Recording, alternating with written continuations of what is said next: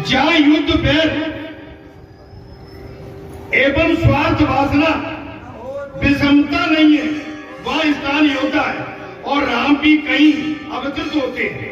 जब कैकेयी के मन में विषमता स्वार्थ वासना जन्मी कि राम ने अयोध्या का त्याग किया, विषमता लड़ाई झगड़ा हुआ नहीं कि अयोध्या राम छोड़ देते।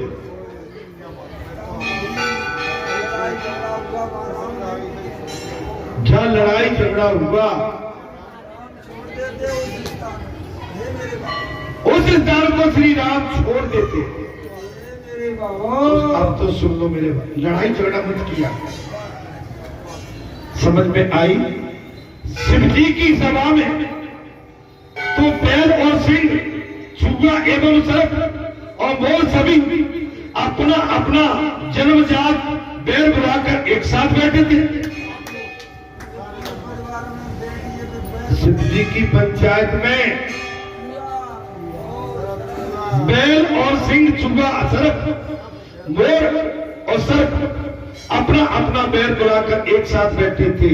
गरुड़ और सर्प भी अपना बैल बुलाकर विष्णु भगवान के सामने शांत बैठे थे। शांत बैठे। बैल को भूल जाओ। एक चीज मैंने प्रकई लास्ट में मैं हमेशा ये कहता हूं, बैल को भूल जाओ। बैल पालोगे तो बैल बढ़ेगा, बैल पालोगे बैल बढ़ेगा, और बैल को भूलोगे तो बैल घटेगा।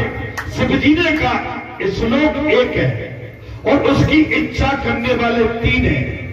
इस श्लोक में 32 अक्षर हैं।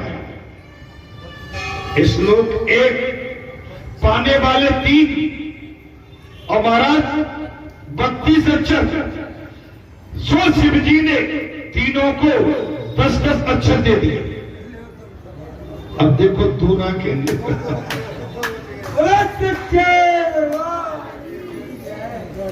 भगवान शंकर ने तीनों ऋषि एवं देवता इसके लिए लड़ रहे थे, एक श्लोक को लेने के लिए शेष रहे। शिव जी ने तीनों को 10-10 दे दिए, 2 अपने पास रख लिए। अब शेष रहे अक्षर तो शिव जी ने कहा कि इन 2 अक्षरों को मैं ही अपने कंठ में रखूंगा।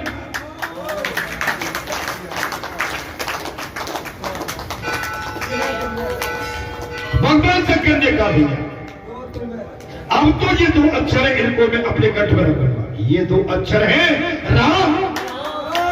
जो भगवान शंकर ने 2 अक्षर बचा के रखे थे 1 करोड़ में से, 1 करोड़ श्लोक में से वो 2 अक्षर बचे, वो है राम। महाराज राम, शिव जी ने राम को अपने पास रख लिया। जो राम को अपने पास रखते हैं अजर अमर हो जाते हैं। अपने हृदय में रखा। इसी बात ही तुम भी राम को हमेशा अपने हृदय में रखो मेरे भैया। अरे 3 घंटे मैंने कथा सुनाई है, 3.5-4 घंटे हो गए। अरे हम तो राम को बिठा लो। अरे हम तो राम को रखने के लिए हाथ उठा दो, अपने हृदय में बसाने के लिए हाथ उठा दो। शिव जी की बात हृदय में राम का स्थान और नाम हमेशा रहे तो ठीक संतोष की बात होगी, जिसको शांति संतोष प्राप्त होता है।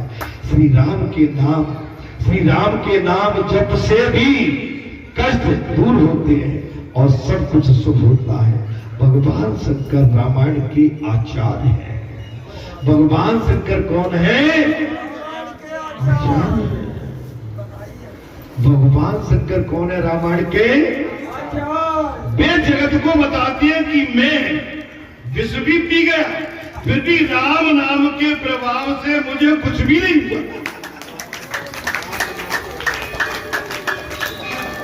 भगवान शंकर ये बताते हैं, हमें प्रेरणा देते हैं। मैंने हलाहल विष पी लिया, लेकिन मैंने अपने कंठ में जो 2 शब्द थे रा और मां, उनको अपने कंठ में रख लिया। इसके बाद महाराज मुझे कुछ भी नहीं। जीवन में विष पीने के कई प्रसंग आते हैं। जब भी ऐसा कटु प्रसंग आए तो प्रेम से श्री राम बोलो और राम नाम को अपने कंठ में स्थिर करो।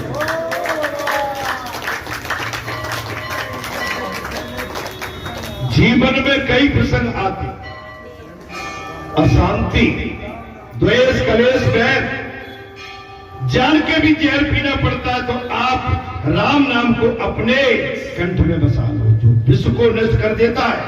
राम का नाम लेकर विष भी मर जाता है।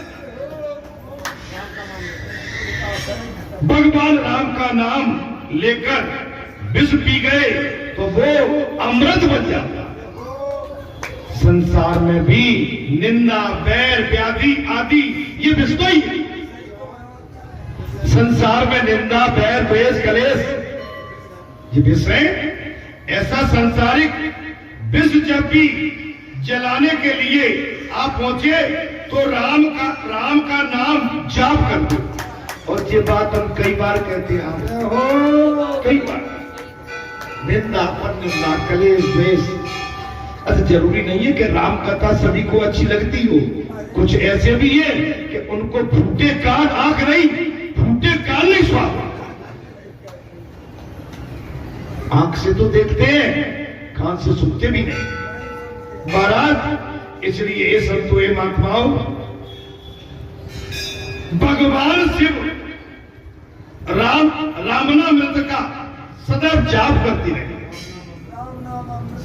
भगवान सदैव राम नाम अमृत का जाप करते रहते हैं, अतः वे शिव हैं। कहते हैं कि राम की कथा तो मैं कहता हूं।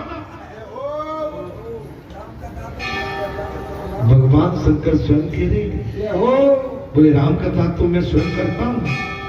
फिर भी ये नहीं जानता कि कैसे है शिव जी की ये महाराज विश्वास पात्रता, जो जाकर भी अज्ञानी सा बनकर जाप करता है। माने वो जाप तो करते हैं जानते हुए भी, लेकिन अज्ञानी बन के रहते। माने ये नहीं मैं ज्ञानी हूं, मैं वेदांता हूं, मैं सर्वश्रेष्ठ हूं, सारी श्रेष्ठी मुझसे उत्तम है। लेकिन जिन्होंने अपना गुरु भगवान श्री रघुनाथ को अपना सदगुरु, पूज्य देव, पूज्य परमात्मा माना, इसलिए वो उनका चिंतन सदैव करते रहते हैं। जो माता पिता हमको जन्म देते हैं उनको जलपान, उनको याद हमेशा करते रहे। आपके जो पूज्य गुरु हैं उनकी सदैव चरण वंदना करते रहिए। और संसार में जो आपके गुरु नहीं है, जिन्हें शरीर छोड़ दिया, उनके लिए प्रातः काल जलपान, पुष्पदान और महाराज तुलसी दान करिए, भोग लगाइए गुरु के लिए। हाँ, तब तो बात बनेगी मेरे भाई। बगैर सत्संग विवेक न हुई, गुरु के बगैर कल्याण नहीं हो सकता है। शिव जी को ये बहुत अच्छा लगा। चारों बालक कौशल्या के आंगन में खेलने लगे हैं महाराज। चारों बालक कौशल्या के आंगन में खेल रहे हैं। दिनों दिन बड़े होने लगे। रामचंद्र जी तो खेल कूद में भी अपने छोटे भाइयों को जिता देते, सताते नहीं थे, हार जाते। खेल कूद में भी रामचंद्र जी अपने छोटे भाइयों से बेहद प्रेम करते थे, उन्हें सताते नहीं थे। वे जीत हमेशा अपने छोटे भाइयों को देते थे। वो अपनी जीत भी अपने भाइयों को सौंप देते थे। ऐसा राम, वे मानते हैं कि मेरे छोटे भाई की जीत ही मेरी जीत, मेरे छोटे भाई की जीत ही मेरी जीत है, पक्की मेरी। समझ, इससे बड़ी बात क्या है? हाँ, हम तो छोटे भाइयों को, हाँ, बड़े भाई जो हम कहेंगे सो मानना पड़ेगा। नो, आप छोटे भाई को बड़ा मान के चलिए, आप तो बड़े बड़े ही होंगे। लेकिन छोटों को धिक्कारोगे, डांटोगे, फटकारोगे, अपनी प्रभुता बताओगे, आंख दिखाओगे, डराओगे, तो भैया आपका कद तो फिर कम अपने आप ऑटोमेटिक कोई नहीं।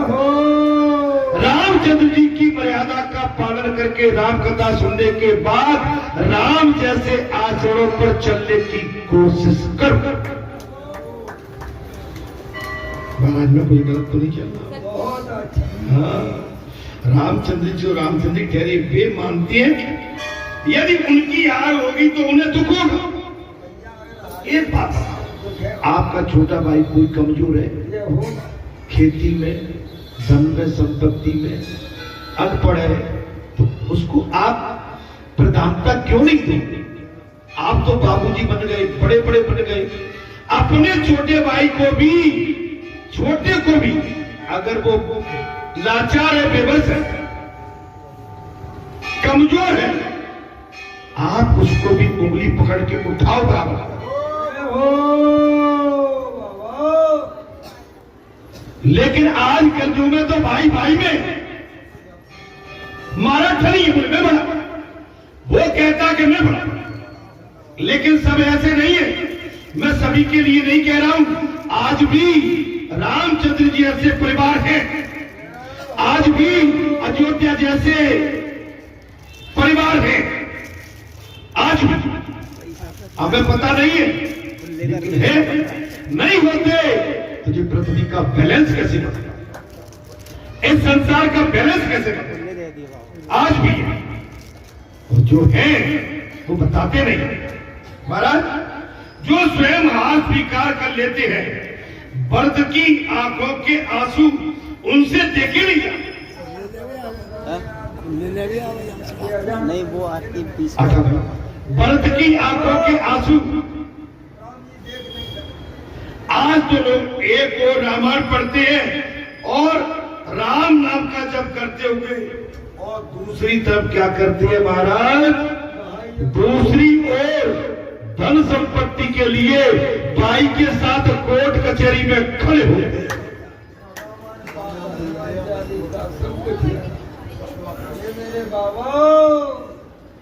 भैया आज के कलयुग में तो भाई भाई में बीती है, मेड़ में और खेत के एक सेना में भी सामने। आजकल के घोर कलयुग में भाई के प्रति धन संपत्ति के लिए भाइयों के साथ कोर्ट में इस समय प्रकरण चल रहे हैं, लड़ाई चल रही है। यदि बड़ा भाई राम सा बनेगा तो छोटा भाई भरत लक्ष्मण जैसा होगा। अगर बड़ा भाई राम जैसा बनेगा तभी छोटे भाई भरत और लखन जैसे बनेगा। यदि बड़ा भाई राम जैसा बने और छोटे भाई भरत जैसे बने तो सारा जगत आज भी अयोध्या बन जाएगा।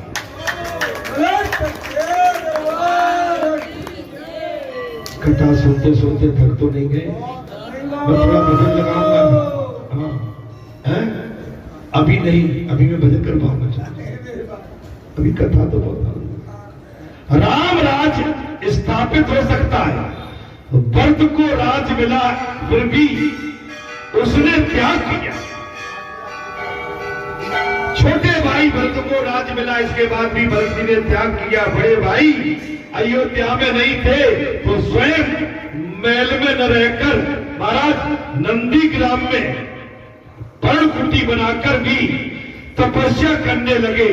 भरत की तपस्या की जगत के सभी महापुरुष और सुर और मुनि सभी प्रशंसा कर। बात चल रही थी, भरत की तपस्या की जगत में सभी सराहना कर रहे हैं।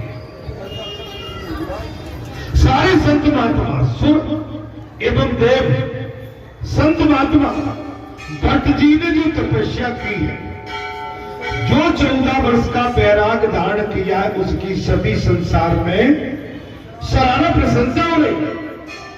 भारत भूमि तो कर्म भूमि है। भारत भूमि क्या है? हे संतो महात्मा, भारत भूमि कर्म भूमि है। इस कर्म भूमि में जैसा काम करोगे वैसा फल पाओ। इस कर्म भूमि में भाई अच्छे बैठो, जैसा काम करोगे वैसा भाव, जैसा भाव अन्न के लिए तुम रखोगे वैसा ही भाव तुम्हें अन्न देंगे। ये भारत की मिट्टी की तासीर में ये विशेषता है, जैसा भाव अन्न के लिए तुम रखोगे वैसा ही भाव उसके मन में तुम्हारे लिए आएगा। अर्थात बात आती है महाराज, अभिमान मुख को नहीं सताता, अभिमान इस मुख को नहीं सताता है, किंतु जिसे जगत भान कीर्ति देता है ये उसे सताता।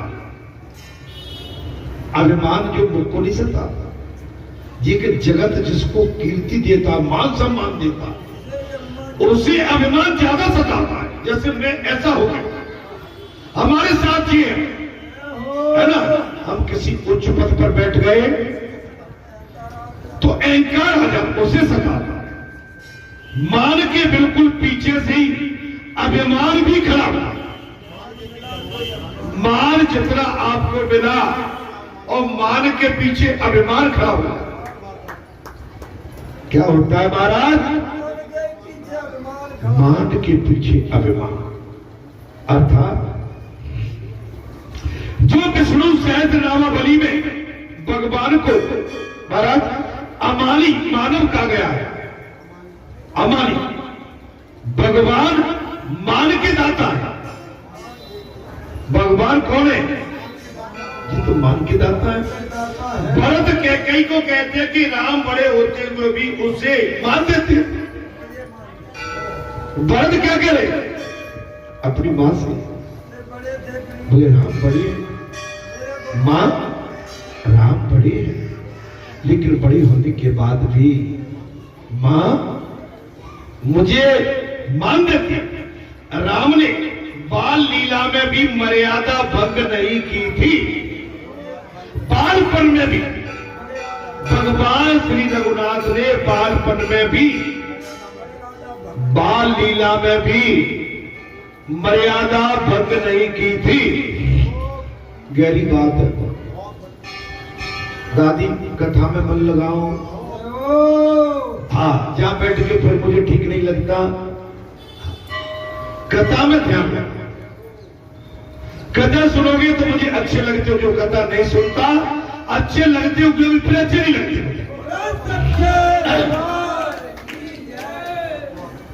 जिनको मैं अच्छा मानता हूं ना, फिर वो भी मुझे अच्छे नहीं लगते। बुरा मत मानना, मैं बड़ा सटीक कहने वाला हूं।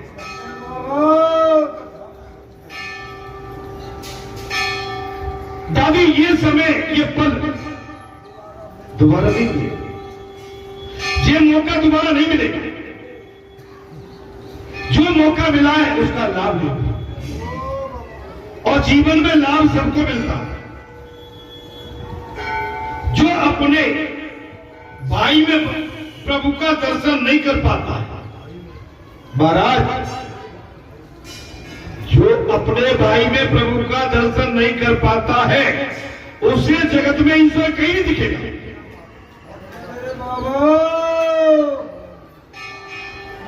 जो अपने भाई में भगवान का दर्शन नहीं कर पाता हो उसे जगत में भगवान कहीं दिखेंगे भी नहीं और मिलेंगे भी नहीं। राम ने माता को कभी सताया नहीं था। कथा ध्यान से सुनिए, भगवान श्री राम ने अपनी माता कौशल्या को कभी सताया नहीं, मन नहीं दुखाया, दिल नहीं दुखाया। कन्हैया ने सोचा कि राम अवतार में मैंने मर्यादा का हद से पालन किया। बात आ गई। कन्हैया ने क्या सोचा? बोले मैंने राम अवतार में बड़ी मर्यादा का पालन किया था, सो मुझे बहुत दुखी होना पड़ा था।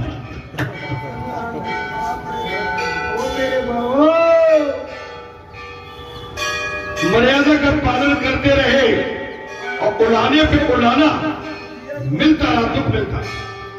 अब कृष्ण अवतार में मैं मर्यादा का पालन नहीं करूंगा।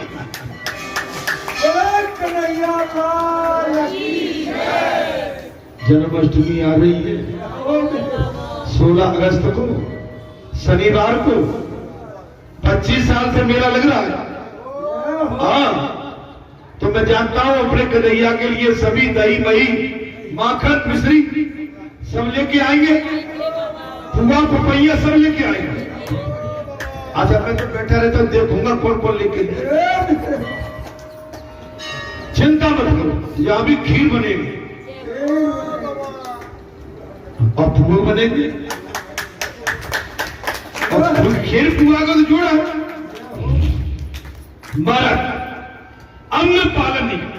कन्हैया माता को सताते, द्वापर में यशोदा माता को सताते। माता मुझे छोड़कर कहीं नहीं जाती, मैया मुझे छोड़ के कहीं मत जा, तू काम काज छोड़ दे और मुझसे और मुझी से खेला कर। भैया ये काम काज छोड़ दे, मुझसे नहीं, मुझे छोड़ के कहीं नहीं जा। यशोदा अर्थात बुद्धि ईश्वर से दूर हो जाए तो उन्हें दुख होता है। यशोदा अर्थात बुद्धि ईश्वर से दूर हो जाए तो फिर उन्हें दुख होता है। सो कन्हैया माता से कहता है कि मुझे गोदी में बिठा दो।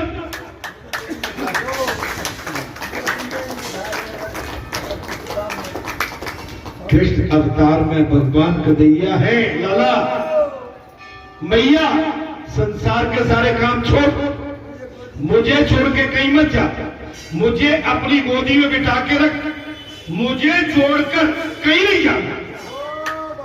माने शर्त लगा दी भगवान। यशोदा बुद्धि को वे अपने साथ ही रखना चाहते हैं। यशोदा कौन है? बुद्धि मेरे पास। रामचंद्र जी का अवतार मर्यादा पुरुषोत्तम का है। इधर रामचंद्र जी का अवतार कैसा है? और कृष्ण अवतार है पुष्टि पुरुषोत्तम का, लीला पुरुषोत्तम। राम अवतार का क्या है? और कृष्ण अवतार है पुष्टि पुरुषोत्तम माने लीला अवतार। राम की लीला मर्यादा में और कृष्ण की लीला प्रेम में। राम की लीला मर्यादा में है और कृष्ण लीला प्रेम में। कन्हैया कहते हैं मैंने राम अवतार में मर्यादा का पूरा पूरा पालन किया, मैं सरल बहुत ही रहा, किंतु पत्नी व्रत निभाया, फिर भी जगत ने मेरी कदर नहीं की।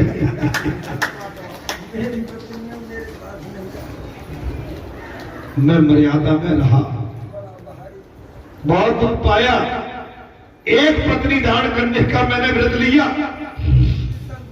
संसार में फिर भी मेरी कदर नहीं जानी। सो मैंने इस कर्ण अवतार में सारी मर्यादा फेंक। लेकिन भैया ऐसा मत कर बैठना, समर्थ को नहीं दोष बुझाई। कथा सुन के ऐसा मत कर लेना, बुरे भैया का जो चाहो सो करो। वो भगवान है, हमें वही करना है जो राम ने सिखाया, हमें वही करना है जो कृष्ण ने प्रेम सिखाया। प्रेम करना महाराज। अब मैं पुष्टि पुरुषोत्तम, अब मैं लीलाधारी। जो भी जीव मेरे निकट आए मैं उसे अपनाऊंगा। कृष्ण अवतार में बात आ गई, मैं लीला अवतारी हूं, योगी हूं, मायावी हूं। जो भी जीव मेरे पास आएगा मैं उसे अपनाऊंगा। कृष्ण अवतार में सभी के लिए द्वार खुले रहते हैं।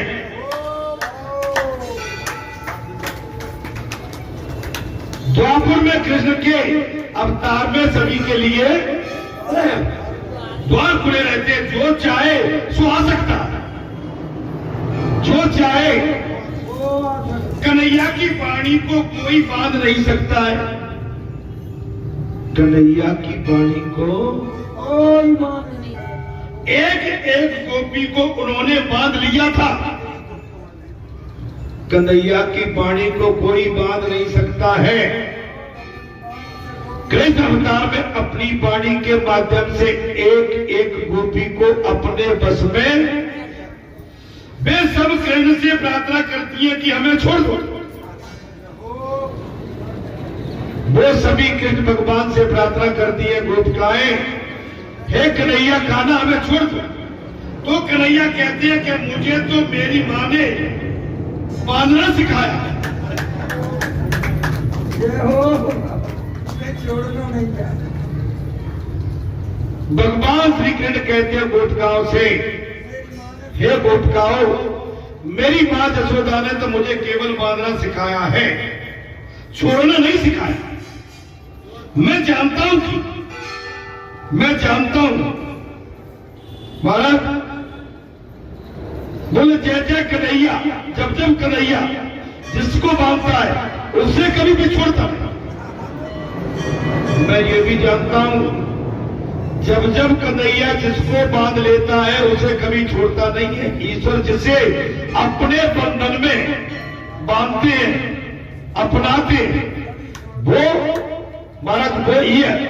माया के प्रभाव में बहने में लगे तो भी भगवान उसे बचा लेते हैं, उसे संसार में अगर माया के चक्कर में कोई भ्रमजाल में पड़ जाए, लेकिन भगवान श्री कृष्ण अपने भक्त को बचा ले जाते हैं। कृष्ण की बाल लीला अनोखी है। देखिए आज भागवत से कथा भी आ गई।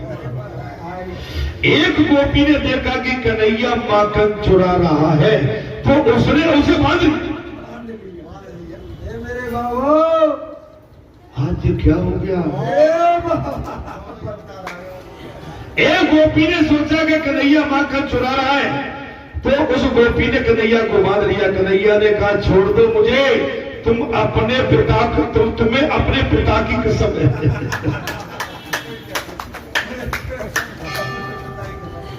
गोपी ने बांध लिया, माखन चुरा रहे। कन्हैया कहने लगे तुझे तेरे पिता की कसम है, मुझे छोड़ दो महाराज, मुझे छोड़ दो। तुम्हें अपने पिता की कसम, अपने पति की कसम बोल लेना। गोपी ने कहा नहीं, मैं तो तुझे बांधूंगी। और उसने एक खम्भे से महाराज बांध दिया। और गोपी ने लाला से पूछा बोले तुझे कोई तकलीफ तो नहीं हो रही?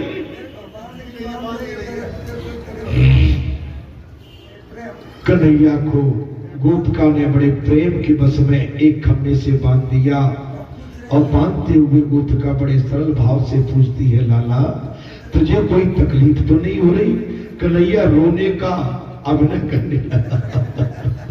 नाटकी है भगवान, अभिनय करने लगे। कन्हैया रोने का अभिनय करने लगा, बड़ी तकलीफ हो रही है मुझे तकलीफ हो रही, बंधन थोड़ा सा खोल दो। गोपी ने सोचा कि जकड़कर बांधना ठीक नहीं है, लाला को दुख होगा। उसने बहुत कुछ ढीला किया और ऐसा होते ही कन्हैया भाग निकला।